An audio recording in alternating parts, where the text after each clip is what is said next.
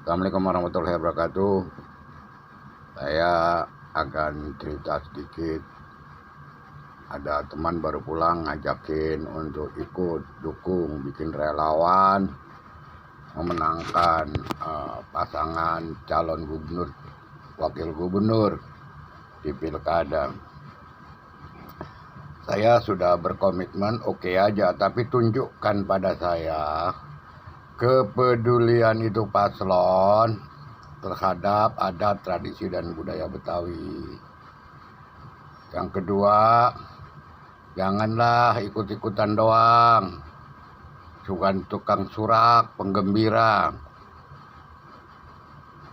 Kalau sudah ketemu, saya bisa paparan. Yang pertama, masih ada waktu 2 bulan, walaupun sudah masuk kampanye. Tunjukkan kepada saya apa itu sikapnya, responnya, kepeduliannya pada Betawi.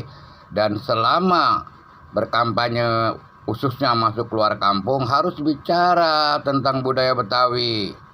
Kalau kagak, saya nggak mau ikut, siapapun juga. Saya belum melihat sih dari ketiga pasangan ini yang menampilkan kepedulian.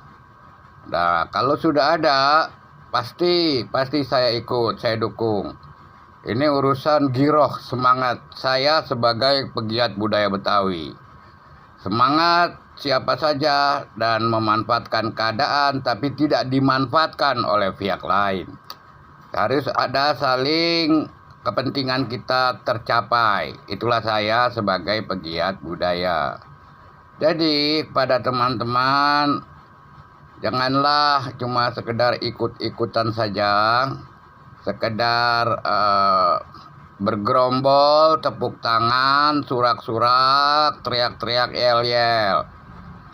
Karena untuk tim ses di masing-masing paslon juga cagup dan cawagup nggak boleh mudah percaya.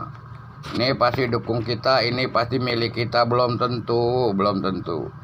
Karena manusia sedetik aja bisa berubah. Tapi buat mereka yang punya komitmen, yang punya kepedulian pada pengembangan, pelestarian, menjaga nilai-nilai adat, tradisi, dan budaya Betawi, saya yakin khususnya orang-orang yang di atas umur 50-an lah, bahwa mimpi tegaknya munculnya gerakan kegiatan adat, tradisi, dan budaya Betawi masih dalam impian. Nah, cagup dan cawagup, buktikan. Bukan sekedar maaf, bukan sekedar palang pintu, bukan sekedar gebrakan-gebrakan silat, bukan. Tapi ada narasi-narasi, bentuk kepedulian. Ada ungkapan-ungkapan dan bahkan mempertontonkan bentuk-bentuk adat tradisi. Misalnya, saya contohkan saja. Apakah ada kepedulian selama ini, terus bisa dilaksanakan dalam waktu dekat ini 2-3 kali kegiatan semasa kampanye? Misalnya, kita tunjukkan model adat tradisi Betawi, hataman Quran. Kenapa? Setidaknya kan Betawi dekat dengan Islam, mempertontonkan. Nanti saya kasih tahu apa itu hataman Quran yang menjadi adat tradisi di Betawi yang sudah mulai hilang dengan pola kehidupan yang semakin modern. Banyak hal juga yang harus diperhatikan. Bukan janji, bukan konsepsi begitu aja, tapi fakta. Nah, jika itu ada komitmen dan saya bisa menyampaikan pemikiran, cerita sejarah di mana bagian ada tradisi yang hilang. Ya, ini penting buat saya. Kalau sekedar ikut-ikutan saja, mohon maaf. Mendingan tidur di rumah aja, tibang makan ngerokok ngopi mah ada, ya kan? Jadi buat teman-teman Betawi semua, enggak deh, minger kata orang kita nih. Jangan sekedar dukung-mendukung begitu aja. Karena harapan saya secara pribadi sebagai pegiat budaya, momen-momen terpilihnya gubernur, dia wajib, karena tentu saja khususnya di Jakarta kita punya peraturan daerah nomor 4 tahun 2015 tentang pelestarian kebudayaan Betawi. Nah, bentar lagi juga itu akan diganti karena Jakarta bukan DKI tapi DKJ, daerah khusus Jakarta.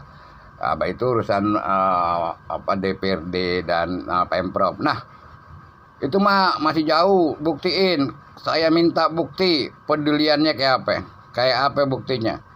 Kalau tibang palang pintu mah menurut mohon maaf itu bukan bentuk yang substansi, bukan bentuk yang esensial. Jadi kepada teman-teman tokoh-tokoh dan ormas Betawi, mudah-mudahan ngerti maksud saya ini. Iya. Jadi mohon dimengerti ya. Sekali lagi itu sikap saya biar tahu ya. Terima kasih. Assalamualaikum warahmatullahi wabarakatuh.